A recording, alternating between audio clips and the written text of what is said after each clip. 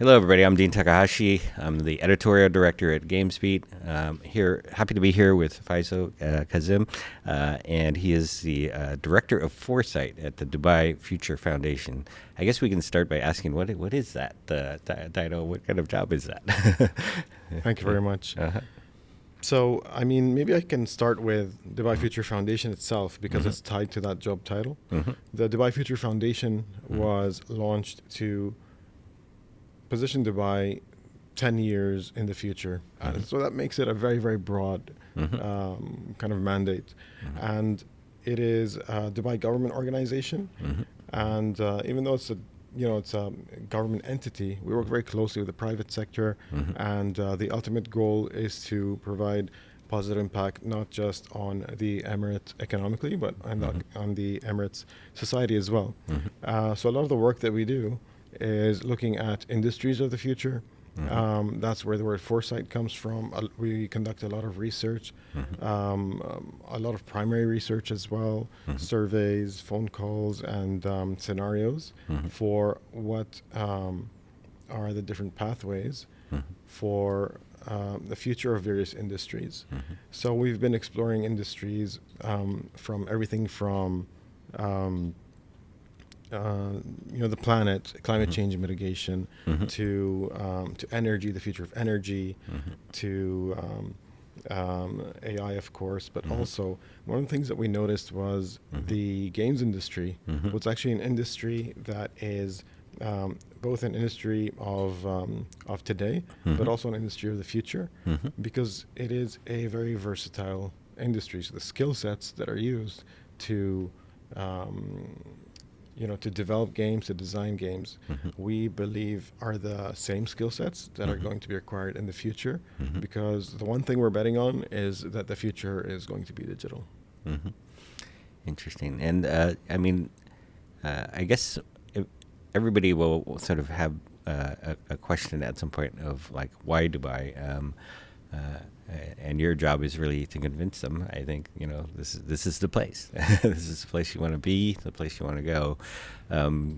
Is there something you like to say when you're having these conversations with people about like, why is Dubai a special place? What makes it a destination? I guess. Yeah, I actually love this question, and I want to answer this question to as many people as possible, because there's a lot of misconceptions, misperceptions about what Dubai and the region is like. So it's not really about money. It's not like you're going to end up in Dubai and you're going to receive a blank paycheck. It's more about the cultural diversity. We have more than 200 nationalities in Dubai. We have the financial freedom. We have safety. These are the things that really stand out, especially in this period of uncertainty around the world, geopolitical conflicts. So the political stability also, all of these things is what really makes Dubai an attractive place. And in terms of incentives, we do as much as we can to at least provide some sort of safety net for this industry that has, especially in recent years, has become so unstable. So those are the things that we want to focus on rather than short-term incentives. Yeah. Well, I think it's interesting that you want to do better. You want to attract more companies, but Dubai has so much going for it already. It's got a museum of the future.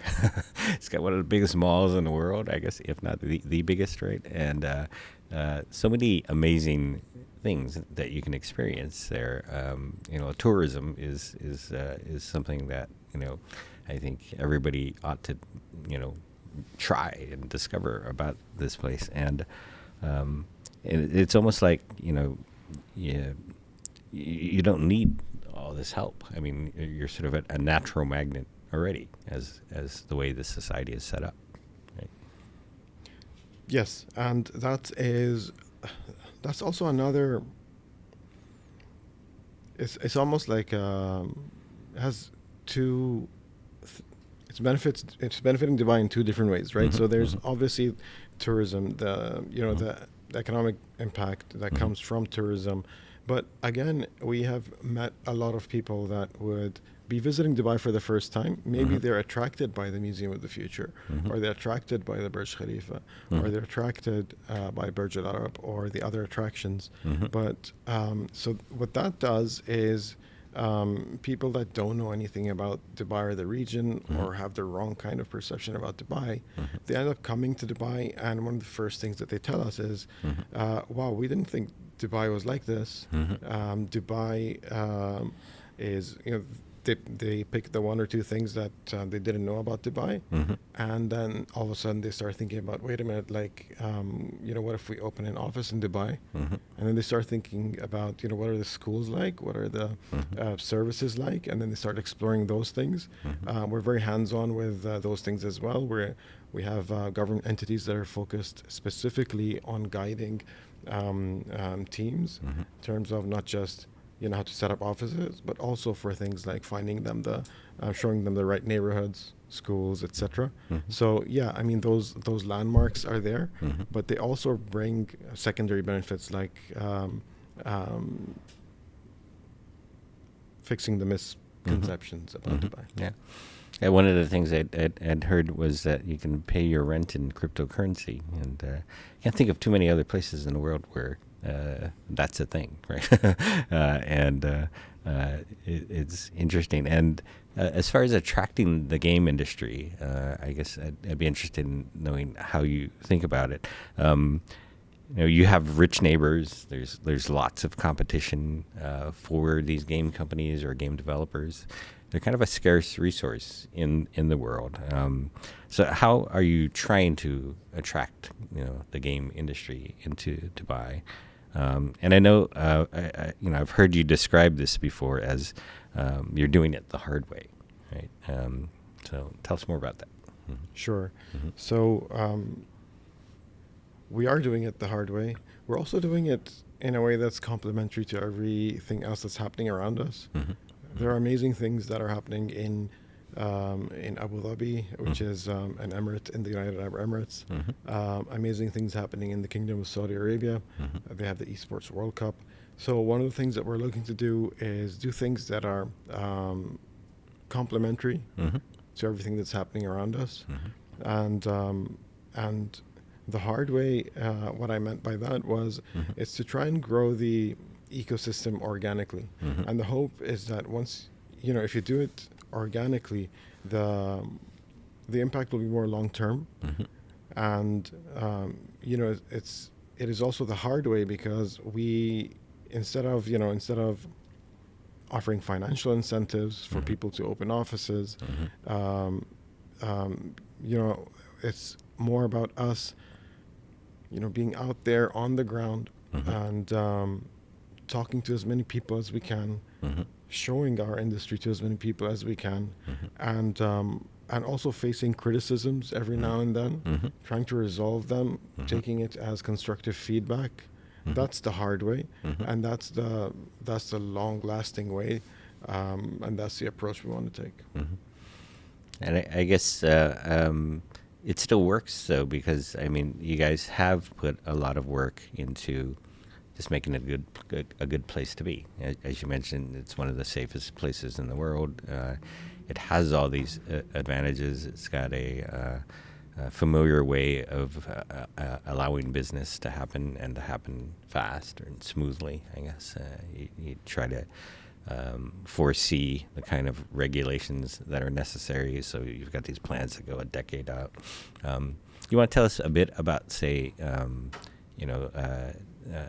the Dubai gaming program for 2033 goals, and what you're trying to accomplish, where you are and where you're starting at right now, and where you want to be.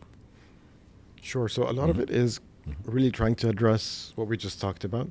It was launched, the program is called the Dubai Program for 2033. It was launched by the Crown Prince of Dubai, His Highness Sheikh Hamdan bin Mohammed bin Rashid Al Maktoum, back in November of 2023. And that was huge, because it was an endorsement from the highest level of government that gaming is a serious industry. We are acknowledging as an emirate in Dubai that gaming is an area of strategic importance to the Emirate of Dubai, and the targets that were set were extremely ambitious. So we're doing everything we can to meet those targets. Those targets are to create close to 30,000 jobs between now and the year 2033, to add close to $1 billion annually to Dubai's GDP by the year 2033, and to make Dubai a leading city globally in gaming by the year 2033. The year 23, because it's in line with one of Dubai's strategic initiatives, it's called D33. It's a goal for the Emirate of Dubai as a whole to enhance Dubai's GDP. And it's a 10-year program. So the initiative or the intention from the very beginning was for this to be a long-lasting program rather than just an announcement. So there are frequent follow-ups from the government, like, okay, we announced this 10-year program in November 2023. How are we doing so far in terms of expectations? And how many companies are there now? So so that's one of the first things that we were asked. Okay, the program was launched November 2023. When 12 months passed, they're asking, okay, so how did you guys do? So it was, thankfully, it was good. The announcement itself helped a lot, but also just Dubai being serious about the games industry, the whole perception changing led to a growth of 16.6% in terms of gaming companies in Dubai. We now have more than 350 gaming companies in Dubai. I'm not sure how that compares to some of the larger markets, but in the Middle East, that's really significant. And actually, the largest category in terms of the types of gaming companies that are out there are game developers. So it's exciting. We're looking forward to hearing, over time, some homegrown success stories coming out of Dubai, because more and more we're starting to see games that really don't need to be, triple A or quadruple A these days. Extremely expensive games to develop. There have been recent success stories coming from either indie games, games that were developed by maybe a single person or a very small team. And the reason why, in my opinion, they're so successful is because these games are not only fun, but they're also very, very unique. And those two things can easily be achieved in a place like Dubai, which is home to a culture like no other. It's home to stories that haven't been told before. So yeah, I really think the future is bright for developers. Yeah. And I guess one thing about critics is like they always like to move your goalposts back, right? When you hit certain achievements, then people go, okay, what's next? What else are you going to do for us, right? And so 350 game companies is already like putting you far ahead of so many other countries in the world, I think. But then you have different goals that can emerge, like how many of them have gotten their next round of funding, or have achieved a certain size, or employ a certain number of people. I think one interesting milestone you guys have hit is that you do have a unicorn already, right? And again, not something many countries can brag about, I guess, right? That's true. So Dubai is home to the headquarters of Yalla Group. They are listed on the New York Stock Exchange. They are a unicorn. I think currently they're valued at, if I remember correctly, over $1.3 billion. And yeah, that is a success story, and again, it doesn't have to be, a game with fancy graphics. This game is just entertaining. A lot of people want to be on it. It's almost like has a very strong social aspect to it as well. People get on the game and they socialize. So that's another great success story. I think going back to hitting the number of a good number of companies in Dubai, like what's next? Like how can we prove that we're achieving even more? You mentioned investments, next rounds of investment. That is definitely an area of focus for us. I don't want it to sound like we're just only promoting Dubai. I'm also being realistic in terms of the region's relatively new to the games industry, and so we have a great investment ecosystem. There are a lot of investors in Dubai and the region. A lot of them are sector agnostic. A lot of them are tech focused. A lot of them would consider good deals in gaming, but because the region hasn't been exposed to a pipeline of investment opportunities in gaming, and they don't have the track record of investing in gaming, that's an area of opportunity for maybe VCs that are focused in gaming to consider either opportunities in Dubai, or maybe it's a responsibility for us to try and host sessions to educate local investors on how to invest in games, what good expected returns look like, and what are the risk levels like. Yeah. I guess the interesting thing about gaming is that you can always go deeper into it, right, and get more and more experience with it. And I remember having a conversation with a woman in the U.S. about being an indie game developer, and she was showing me her game and talking about it. And then she mentioned to me, yeah, my mother was a game developer. And then I thought about that a bit and said, wow, you are a unicorn, because I don't know anybody who grew up with their parent being a game developer, right? It's a relatively new industry, and how rare is it that we're getting into sort of this multi-generational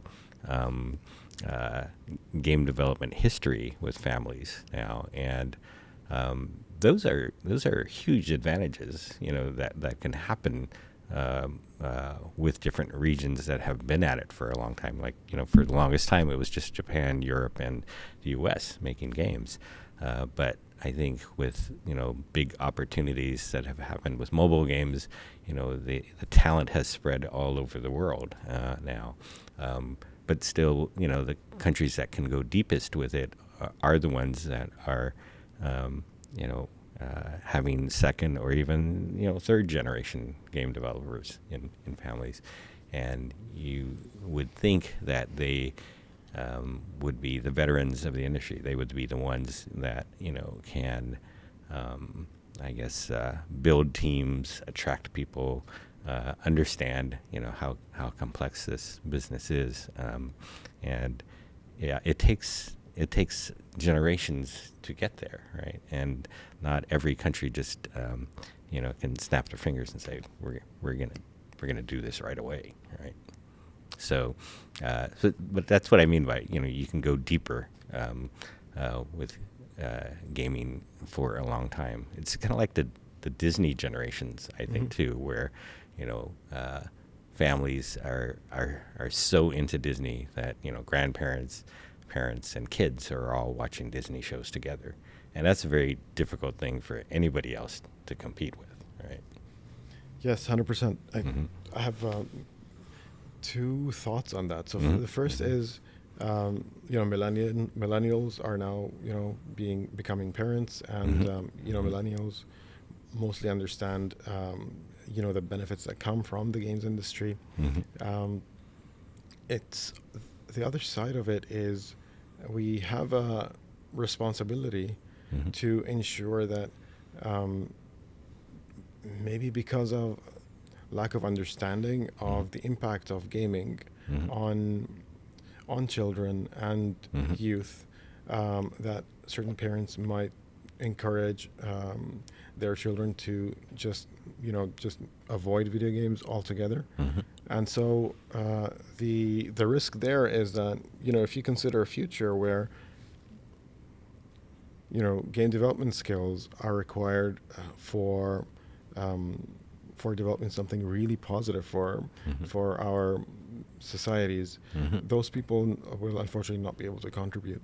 And so it's a responsibility for us to, yes, highlight the risks, provide the necessary safeguards, Mm-hmm. at the same time, ensure that that no one's left behind. Mm-hmm. And so that's one thought. And the other thought that I had was regarding generations. I mean, we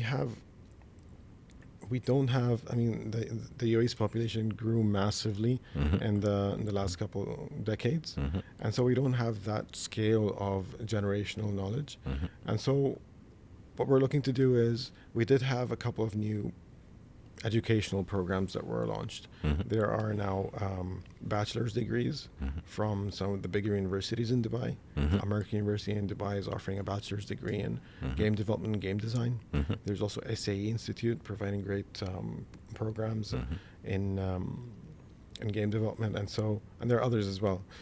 And so what we're looking to do now is, because we're lacking a little bit in terms of that generational knowledge, Mm-hmm. we're looking to partner with institutions that would provide opportunities. It's almost like internship opportunities, as Mhm. well as mentorship opportunities Mhm. from these veterans. So Mhm. they would be throughout their educational program, whether it's 2 years, 3 years, 4 years, Mhm. throughout those years to be mentored by the top developers, top studios from around the world, and Mhm. also opportunities for the students themselves to Mhm. travel to these studios, to Mhm. learn from them firsthand, Mhm. and come back, because you're absolutely right. You know that firsthand knowledge is irreplaceable. Mhm. Yeah. Well, I think also you can flip some of these details around and think of how they become advantages too. Like, you have a young population, and more of them play games, and a larger percentage of your population therefore plays games, and I think being in touch with the kind of games that people like, especially young people, is really advantageous to game development companies, right? If they are in touch with what young folks really like, I think they can make a better product for the market, right? And that's good. Now, I guess as far as just the business of attraction, Mm-hmm. bringing companies in, you have to set up rules. You make arguments in favor of, like, why relocate here, or why start up the business in Dubai in the first place. What are some things that come to mind as far as like how you set up this ecosystem to attract people? Sure. The first thing that comes to mind is Mhm. a unified effort from Mhm. Dubai. Mhm. His Highness the Crown Prince Mhm. launched the Dubai program for gaming Mhm. with the intention of having one working group that represents Dubai as a unified effort for growing the games industry. Mhm. And so this working group consists of various government entities, from licensing and entities that are responsible for policies and regulation, Mhm. to entities that are responsible for offering spaces, real estate spaces, to telecommunications, etc. Mhm. And so that has really helped us come here to gamescom, Mhm. and we are hosting a Dubai pavilion here. Mhm. And That's right. You're here for the first time. yeah, we are here for Yeah. the first time. Mhm. We have a lot of learning so far already, Mhm. but we can already see the opportunities. Mhm. And this could only happen because of that unified effort. Mhm. So now, if someone visits our pavilion or talks to a member of our delegation, they will receive one single response, and it's going to be the same message. So, Mhm. for example, if a company or individual is looking to open an office space in Dubai, Mhm. then it would be, we have members from a few free zones, the Dubai Multi Commodities Center, Mhm. that has a gaming center. Mhm. We have the Dubai International Financial Center. Delegates are Mhm. here from that free zone as well, Mhm. and Dubai Economy and Tourism as well. Mhm. So it's almost like they're going to be able to see a menu Mhm. of options to choose from, and there's something for everyone Mhm. when it comes to relocating to Dubai. Mhm. And again, like we're there to answer as many questions as possible, Mm-hmm. and we're open to criticisms. You know, like it's going to be, it's going to lead to a better and stronger gaming ecosystem in the long term. Mm-hmm. Yeah. I don't know if everybody remembers that, like, Las Vegas goes by the mantra now of only in Vegas, right? And I think only in Dubai is a phrase, I guess, that, describes maybe some of the unreality of the place. Like, it's so shocking in some ways, like what the society is like. And I wonder, this is probably a part of like the whole attraction as well. That like you're a unique place. There's a lot of things that only happen in Dubai, I guess, right? Yeah, and we're waiting for that shocking thing to happen within gaming as well. We're working towards one, which we can't announce yet. But we are also looking for those homegrown, shocking success stories as well. We're going to try as much as we can. We are open to supporting, the talented people that are creating these amazing games. I mentioned the Dubai Pavilion. We have a sister government organization that's called the Dubai Culture and Arts Authority. They're actually sponsoring developers of these 3 games to fly over here. They're providing them space and a demo area to showcase their games. So it becomes an opportunity for those developers to not only showcase their games globally, it could lead to investment opportunities, it could lead to maybe publishing opportunities. And so, yeah, you're right, we're known for doing big things and bold things, and we're going to do everything we can to make that happen in gaming as well. Very good. Thank you very much, Faisal. Thank you for having me.